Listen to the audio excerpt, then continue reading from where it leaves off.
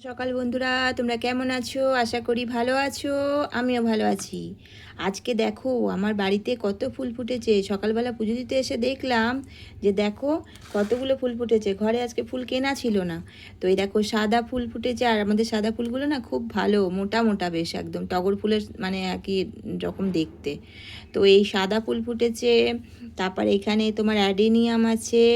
এখনও দেখো আমাদের এই যে ডালিয়া, ছোট ছোট ডালিয়া, বলছি কি নাম এটা যেন, চন্দ্রমল্লিকা। এ দেখো এখন এই ছোট ছোট চন্দ্রমল্লিকাগুলো হচ্ছে। তারপরে এই দেখো চায়না গোলাপ হয়েছে। তারপরে জবাটা কি সুন্দর হয়েছে দেখো, জবা। তারপরে এদিকে হয়েছে মা লক্ষ্মী মায়ের খুব প্রিয় ফুল, সেটা হচ্ছে এই যে নয়নতারা। এই ফুল, সব ফুল হয়ে গেছে। যা ফুল হয়েছে আমার আজকের পুজো হয়ে যাবে। তো আমি চলে এসেছি পুজো করতে। আর ফুলগুলো তোমাদের সঙ্গে শেয়ার না করলে হয় না, তাই শেয়ার করতে চলে এলাম।